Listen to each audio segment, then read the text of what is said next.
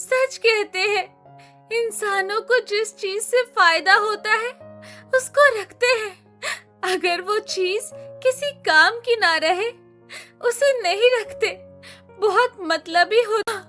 माँ हम आपके बिना कैसे रहेंगे।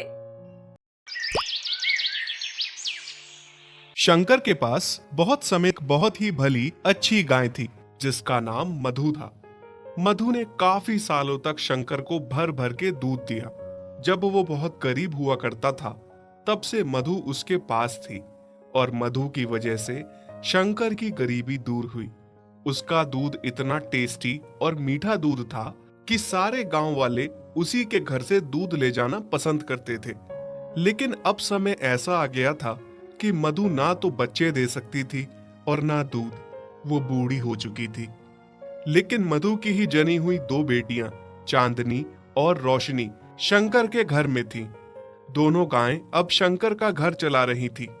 अच्छा खासा दूध देती थी दोनों। इस बात से मधु को गर्व भी होता था कि उसकी बेटियां उसकी जगह दूध दे रही हैं। चांदनी, आज तो तुमने बहुत दूध दिया बहन। मुझे लग रहा है तुमने आज ज्यादा ही चारा खा लिया था। हाँ दीदी, आज मैंने कुछ ज्यादा ही खा लिया था। भूख ही इतनी तेज थी आज कि खाते खाते पता ही नहीं चला। मेरी बच्चियों, मुझे इस बात का गर्व है कि मैं मालिक को दूध नहीं दे सकती। अब बूढ़ी हो गई हूँ, पर तुम दोनों मेरा अंश, मेरा नाम रोशन कर रही हो। मालिक को इतना दूध देके उनका घर चला रही हो। मैं तो किसी काम की नहीं रही अब। ऐसा ना कहो माँ, जितना तुमने मालिक के लिए किया है उतना तो हम दोनों भी मिलके नहीं कर सकती।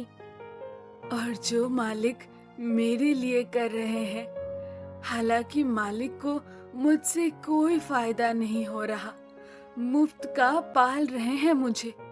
उनकी जगह कोई दूसरा होता तो मुझे कब का कसाई को बेच चुका होता।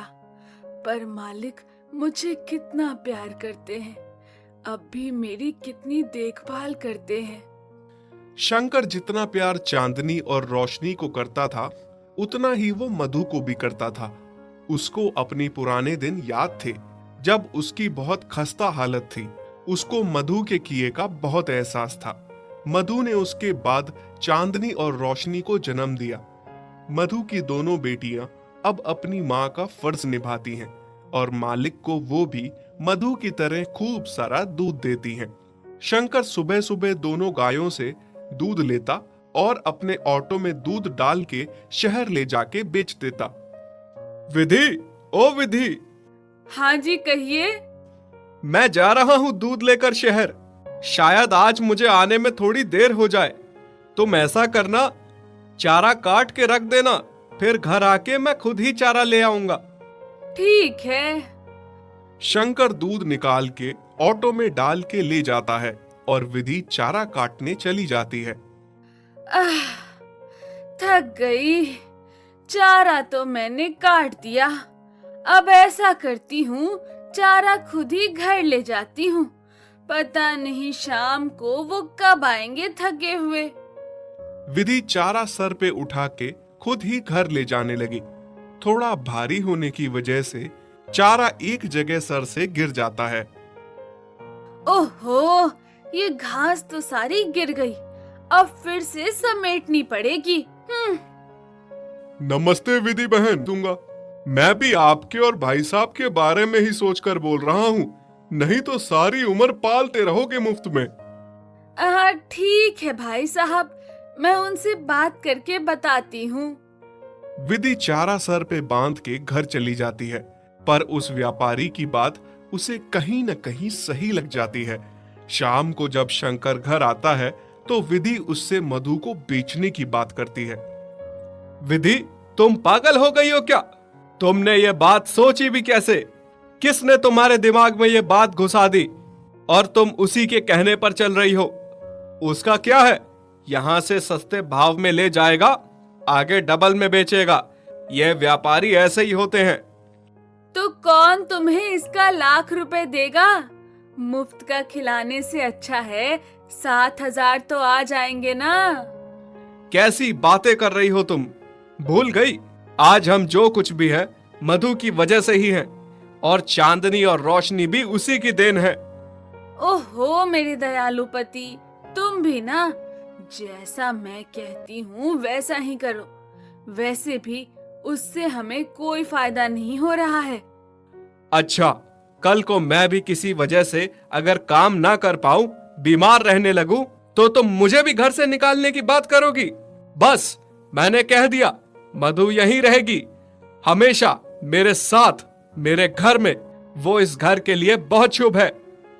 ठीक है, अगर ऐसी बात है तो मैं भी देखती हूँ कैसे नहीं जाएगी आपकी बूढ़ी गाय इस घर से।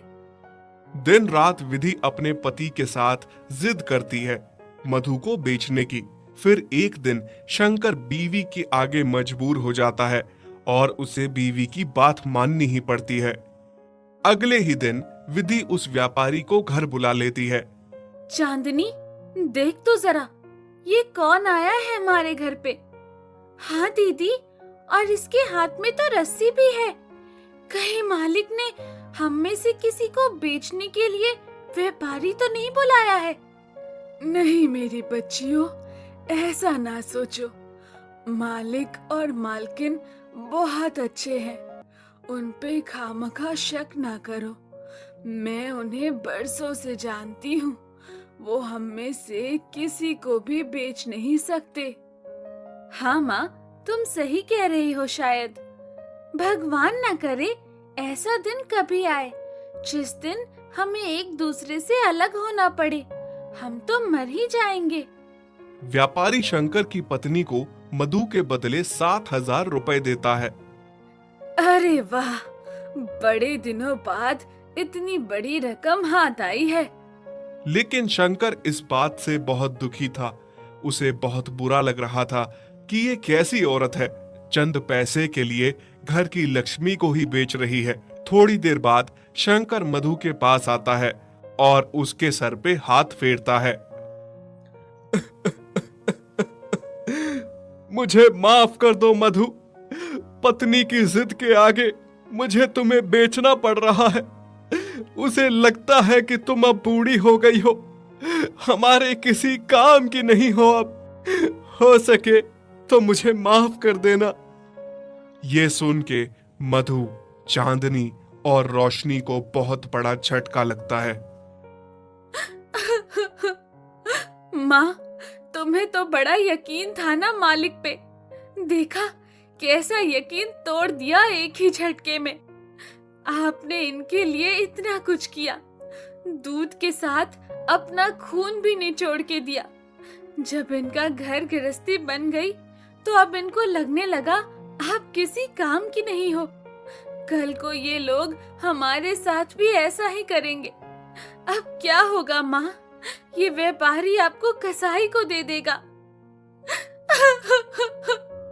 हाँ माँ, सच कहते हैं, इंसानों को जिस चीज से फायदा होता है उसको रखते हैं। अगर वो चीज किसी काम की ना रहे उसे नहीं रखते। बहुत मतलबी होते हैं ये इंसान। बुरा तो मुझे भी बहुत लग रहा है मेरी बच्चियों, पर मेरी भी समझ में नहीं आ रहा मालिक ऐसा क्यों कर रहे हैं। तभी व्यापारी मधु को रस्सी से बांध के वहां से ले जाने लगता है। चांदनी और रोशनी बहुत रोती हैं। माँ, माँ, माँ, हम आपके बिना कैसे रहेंगे? जाते जाते मधु की आंखों में बस आंसू थे। वो तो अपने मालिक से उसके बेचने का शिकवा भी नहीं कर पाई। व्यापारी उस बुजुर्ग गाय को रास्ते में खूब मारते मारते ले जाता है।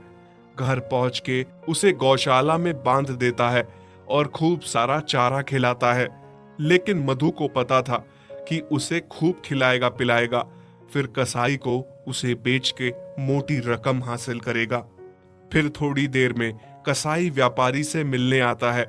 व्यापारी उसे कहता है कि कुछ दिनों में आके उसे ले जाए।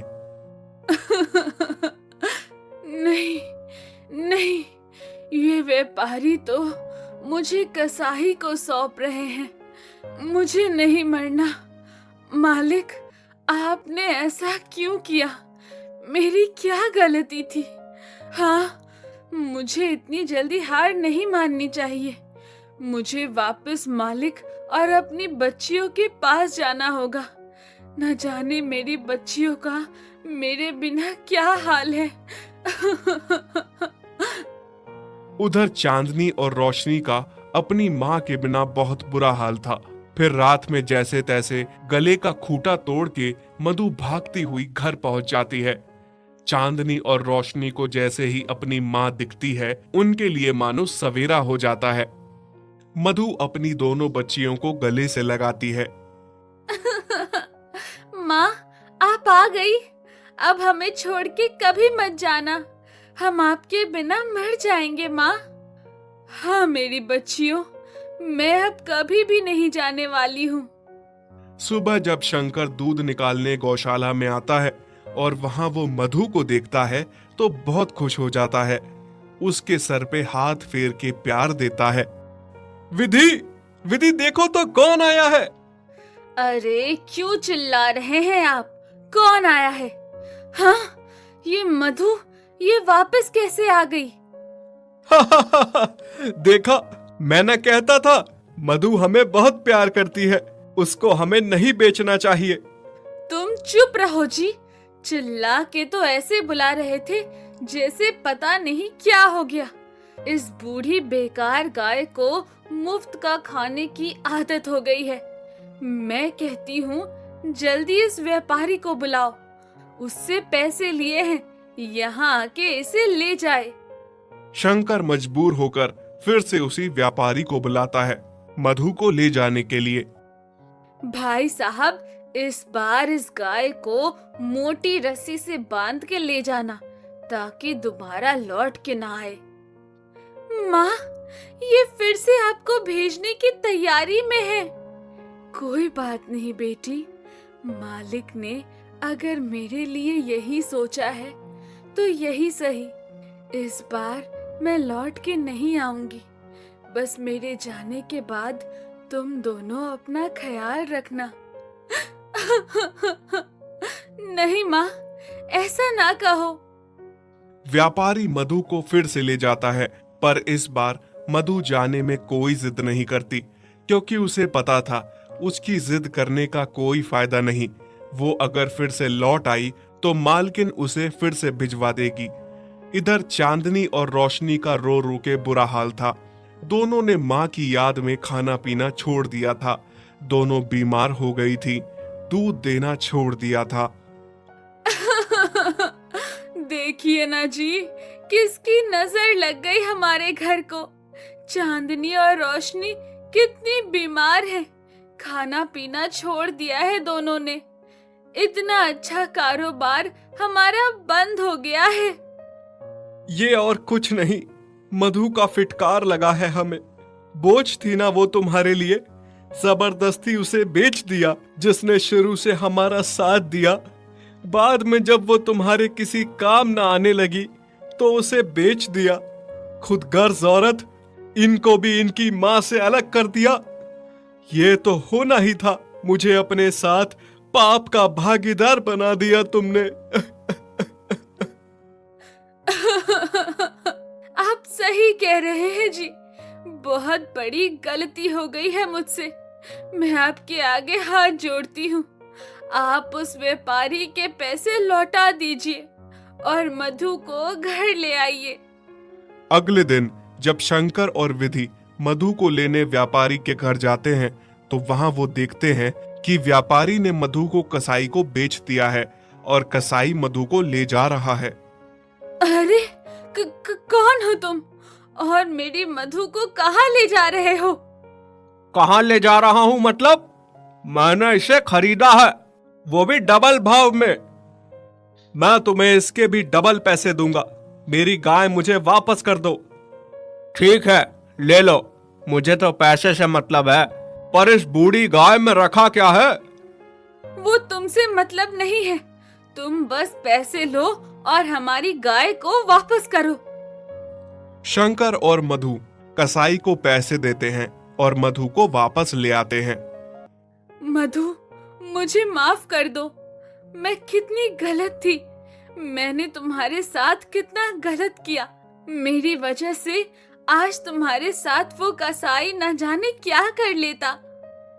हाँ मधु, अब जो भी हो जाए मैं तुम्हें कभी खुद से अलग नहीं करूंगा। जब चांदनी और रोशनी अपनी माँ को वापस पाती हैं, तो बहुत खुश हो जाती हैं और दोनों अपनी माँ के गले लग जाती हैं। राम हमारे चैनल को सब्सक्राइब जरूर करें ताकि आपसे हमारे मजेदार कार्टून कभी ना छूटे।